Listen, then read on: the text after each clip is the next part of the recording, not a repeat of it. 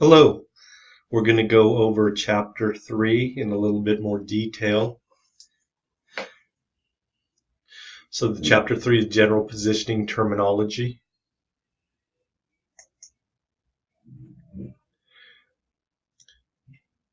We won't go through every slide, just the ones that I think are going to be important. I feel that this is going to be very important to make sure that you know the different planes, body cavities, division of the abdomen, surface landmarks, and the habitus.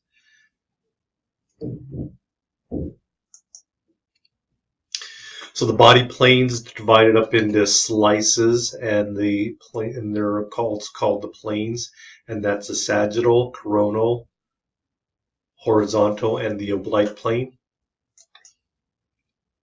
Sagittal plane divides the body into the right and left segments, passing vertically from front to back.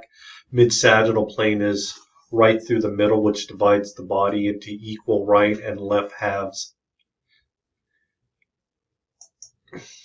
Coronal planes pass through the body vertically from side to side, dividing the plane into anterior and posterior parts. Mid-coronal plane also is called the mid-axillary plane, and that passes through the midline and divides the body into equal anterior and posterior halves.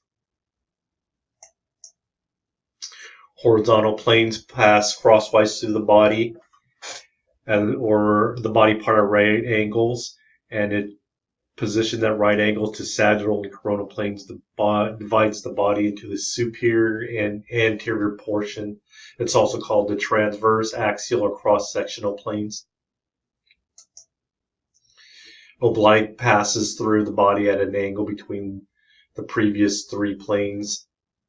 Planes are used in radiographic positioning to center a body part to the IR or CR.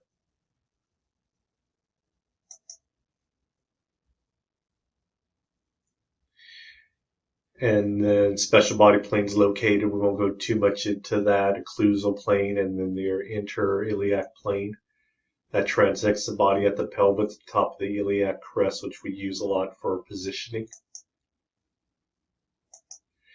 And here you can see the different planes. The sagittal plane here, it's right at mid-sagittal, so it's dividing the plane into equal right and left halves. Coronal plane is dividing the body into the anterior and posterior. Horizontal divides the plane to anterior and the superior portion.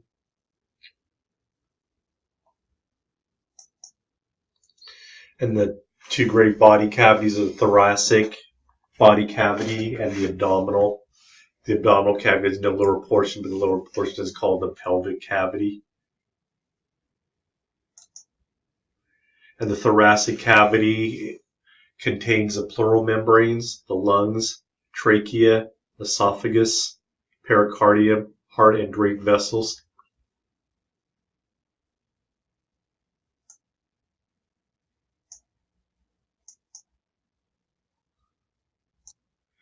Body cavities contain the peritoneum, the liver, the gallbladder, pancreas, spleen, stomach, intestines, kidneys, ureter, major blood vessels. This is important to know when we're doing our abdomen, when I go to do film critique, that you know what goes into what cavities. The pelvic contains the rectum, the urinary bladder, and the parts of the reproductive system. Divisions of the abdomen: it's bordered superiorly by the diaphragm, bordered inferiorly by the superior pelvic aperture, and the abdomen is divided into two methods, the quadrants and the regions. And these are the four quadrants of the abdomen. The right upper quadrant, also abbreviated RUQ, the right lower quadrant, RLQ, and the left upper quadrant, LUQ, and the left lower quadrant. The quadrants are used for describing the location of the various abdominal organs, so this is important to know your quadrants and what is located in each of the quadrants.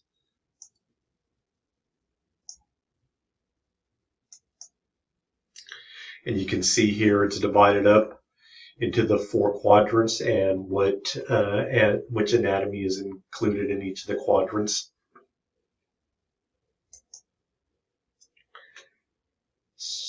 So we'll go past the clicker questions since we did go over these in class.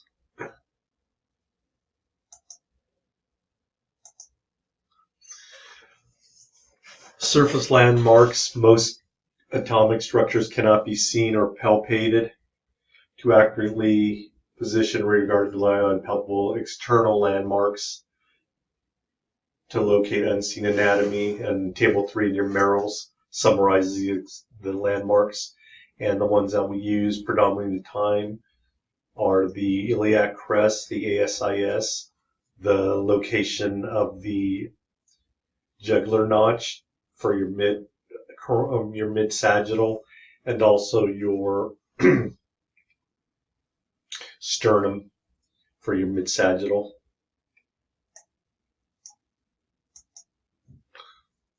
Body habitus. It's defined as a common variation in the shape of the human body, important in radiology because habitus determines size, shape, and position of organs and the thoracic abdominal cavities. Basically, there are 4 body habitus, and the organs are affected by the body habitus is the heart, lungs, diaphragm, stomach, colon, and your gallbladder. And these are the 4 types of body habitus. The stenic, hypostenic, astenic, hyperstenic. Stenic and hypostenic are considered average. Hyperstenic and astenic are the extremes. And in Merrill's, you can see a picture of the different types of body habitus.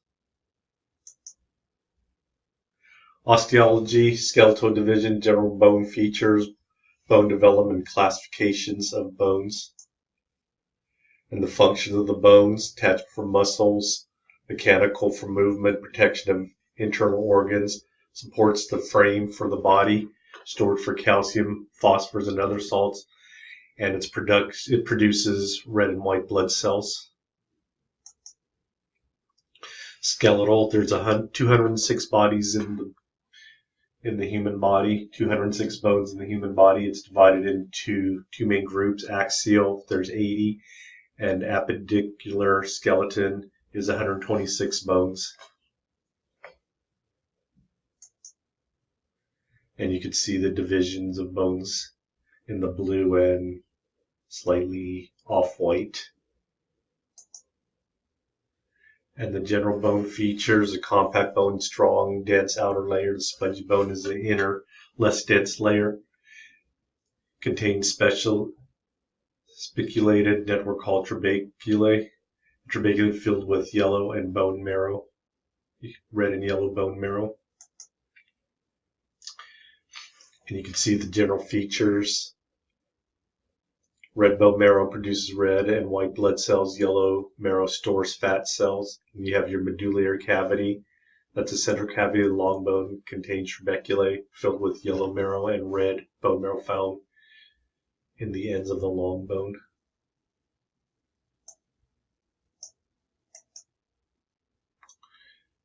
Periosteum is a tough fibrous connective tissue that covers the bone, except at the articular ends. And then endosteum lines the marrow cavity.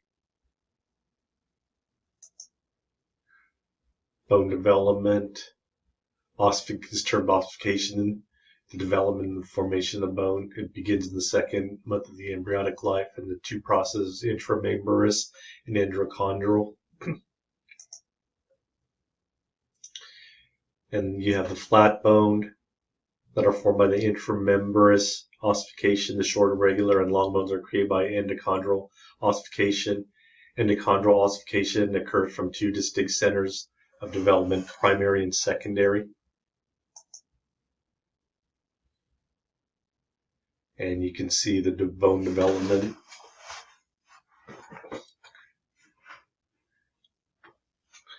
And the ends of when the bones are forming are called epiphysis. And these are the 5 classifications of the bone. You have your long bone, your short bone, your flat bone, irregular, and sesamoid bone. And this is definition of your long bones, found only in the limbs, consists of body and 2 enlarged articular ends. Example of the long bone is your femur and your humerus. Short bone consists mainly of cancellous bone with a thin outer layer of compact bone. An example of a short bone is your carpal bones. Flat bone consists of two plates of compact bone. Your middle layer, cancellous bone, called dipole. Example of a flat bone is the sternum and the cranium. Irregular bones are peculiarly shaped. An example is the vertebrae and the facial bone. And also the sesamoid, very small and oval, develop inside and outside besides tendon. And it protects the tendon from excessive wear. And the largest sesamoid bone in your body is the patella. You also find sesamoid bones in your hand and near your great toe. Example of your flat bone, A, B, C, or D. Answer would be D, scapula. All the following are functions of the skeleton except. The answer is C, skeleton does not produce minerals.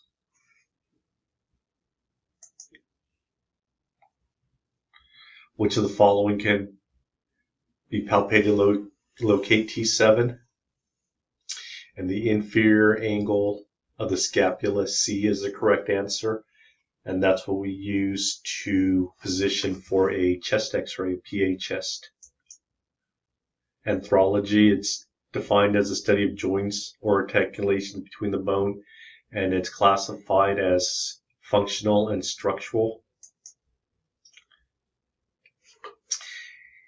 And the functional classifications, the three subdivisions based on mobility of the joint, is synarthrosis. It's an immovable bone or a joint. Amphioarthrosis is slightly movable, and diarthrosis is a freely movable. And the three distinct groups based on connective tissues: fibrous, cartilaginous, synovial. And there are 11 specific types of joints fall within the above categories. Fibrous joints do not have a joint cavity united by various fibrous and connective tissues and ligaments. The strongest joints in the body, and three types are syndesmosis, suture, and gomphosis. Syndesmosis is an immovable or slightly movable joint united by fibrous sheets. An example is the inferior tibulofibular joint. The suture is a movable joint only in the skull, and gomphosis is a movable joint only in the roots of the teeth. Cartilaginous joints, they do not have a joint cavity, and they're virtually immovable. Two types is a symphysis and synchrondosis.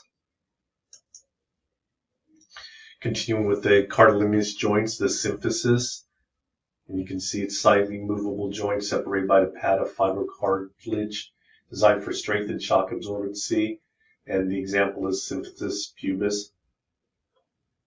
Synchrondosis is an immovable joint. It's united by rigid cartilage, and the example is the epithelial plate. Synovial joints permit wide range, freely movable, complex joint.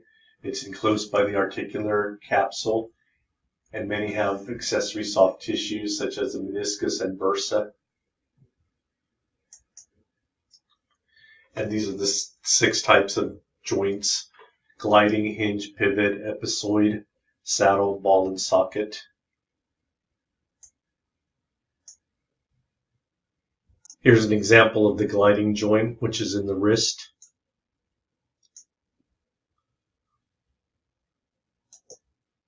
Hinge joint, this is an example, this is the elbow joint, and another example would be a knee joint. Pivot joint, that's your C1 and C2 joint, your atlas and axis, found in your neck. Ellipsoid joint allows flexion, extension, abduction, adduction, circumduction, and that is the example is the wrist joint. Saddle joint allows movement similar to ellipsoid joint. Difference is the shape of the articular surface. and that's also found in your wrist.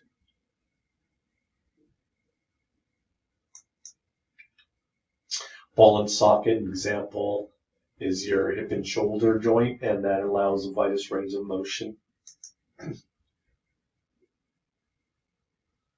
Which of the following joint classes is slightly movable? The answer is A, amphiarthrosis.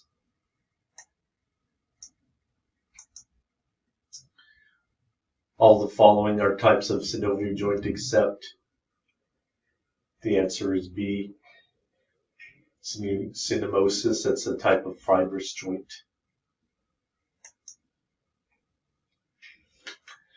Bone markings and features, processes or projections, extend beyond or project out from the main body of a bone. Depression is a hollow or depressed area. A fracture is a break in the bone. And here's a process of projections. A condyle is a rounded projection at the articular end. Coracoid or coronoid, beak-like or crown-like projection process. Crest is a ridge-like process, and epicondyle is a projection above the condyle. So I added a slide here so you can see the condyle, which is, this is an example in the right knee. Here is a condyle. The epicondyle is above the knee here. That's a lateral. It's on the lateral side, which would be the side of the fibula. So that's how you know your right and left, is that your fibula lies on the lateral side. The medial side is the inner side. So there's your medial epicondyle and then your medial femoral condyle. So when we go over film critique, when you're doing these, this is an example of what you need to know for your anatomy. Next example of a coronoid process is found in the elbow. That's your coronoid process right over here. And I added another coronoid, the coracoid process, that's easily confused.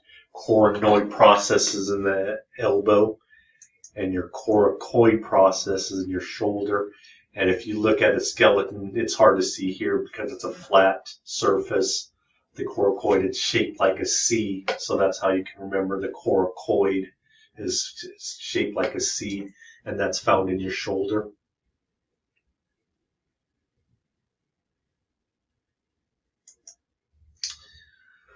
So process and projection, facet, smooth surface articular process. A hamulus is a hook-shaped process.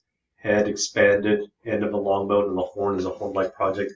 So I have another example of the hamulus, the hook-shaped process, and that is found in the wrist here. That's the hamate here and the hook of the hamate. So that's your example right over here, where that is found.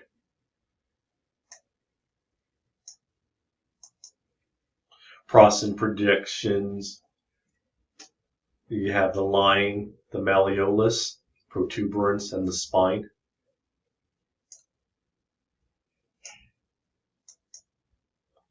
Continuing on with the process and projection, you have a styloid process, your trochanter, tubercle, and the tuberosity.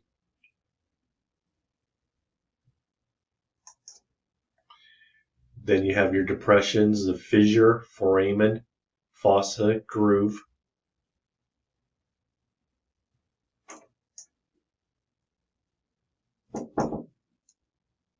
Continuing on with depressions, it's a meatus.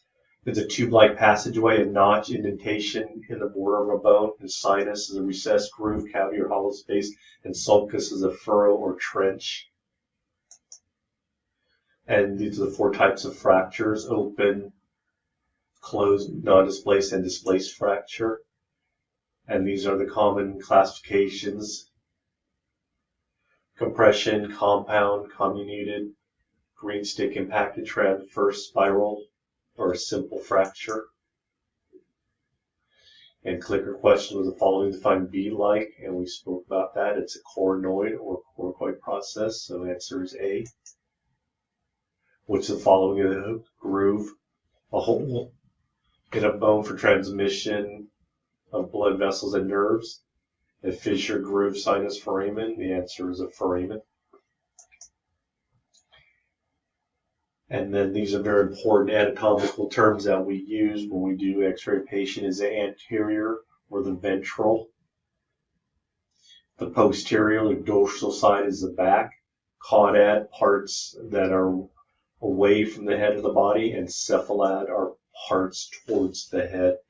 And here is an example right here of the difference between caudad and cephalad. Kind of way I remember is cephalad has an H in it, so that to me that says H for the head, and caudad is towards the feet. And also very important to know the superior, inferior, central, and peripheral.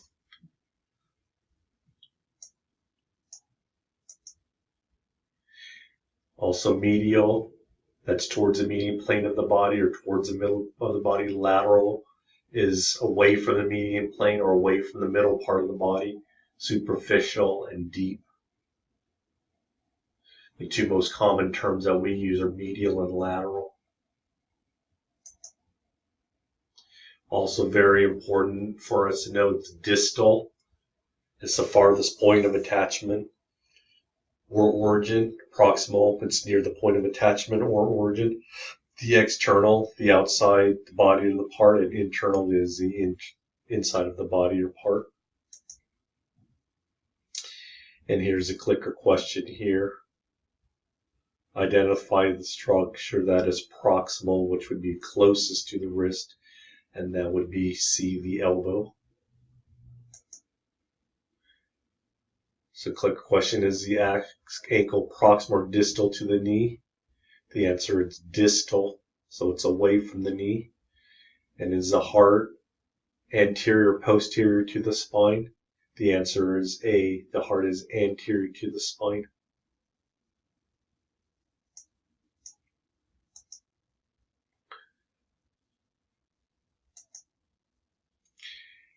Anatomic terms: parietal, the wall or lining of a body cavity. Visceral, the covering of an organ. Ipsilateral is parts on the same side of the body. Contralateral is parts on the opposite side of the body. And here's more. Palmar is a palm of the hand. Plantar is a sole. And dorsum is the anterior top of the foot or the back of the hand.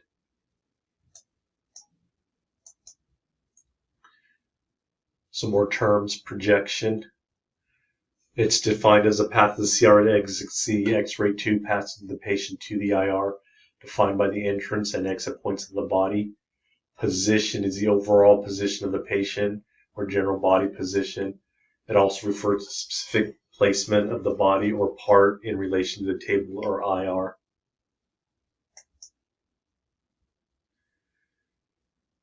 Continue on, you have the view and also the method.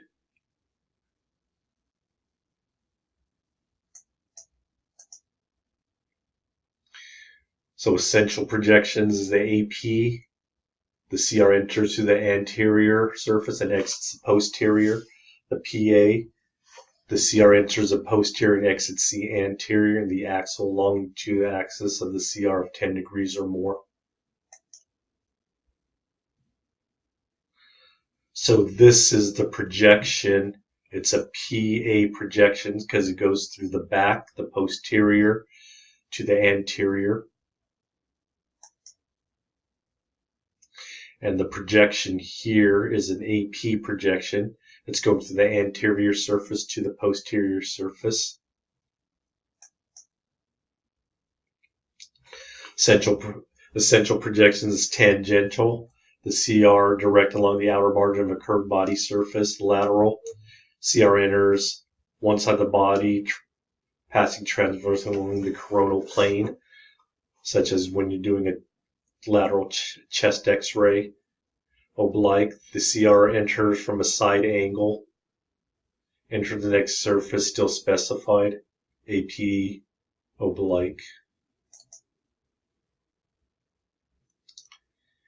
And here's a clicker question. Patient is in the AP positions and the beam is going at an angle, so it's axial. So it's C, AP, axial is the correct answer.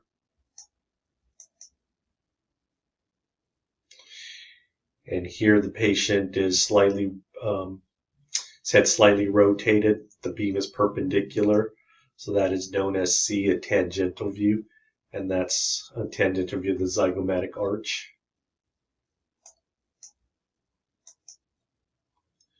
So positions, the general body positions is an upright, which is erect or vertical, seated upright, but sitting on a stool, recumbent lying down in a position, supine is lying on the back, and prone is lying face down.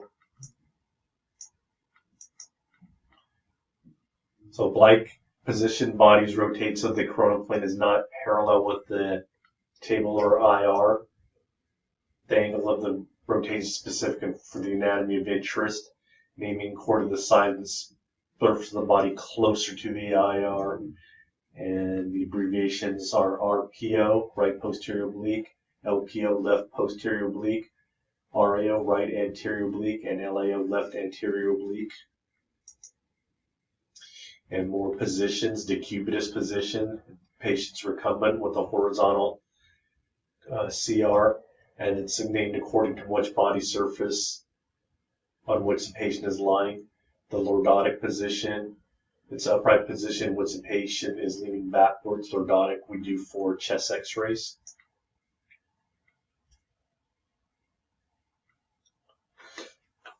So the clicker question for this one, the ID, the position, so the position that the patient is in the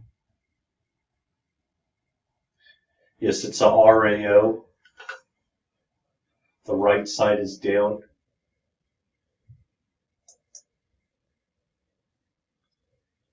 And ID, the projection is going from the patient's anterior side to his posterior. So that's the AP position.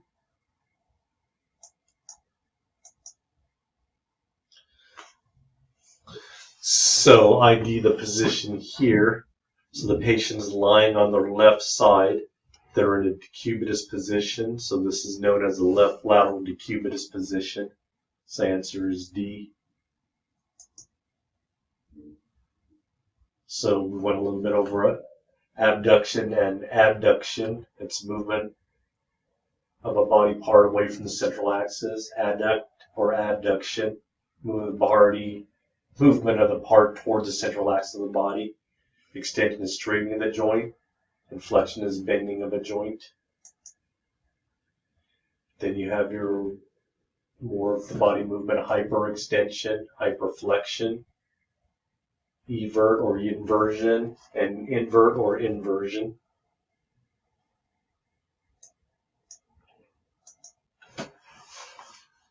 We have circumduction, tilt, deviation.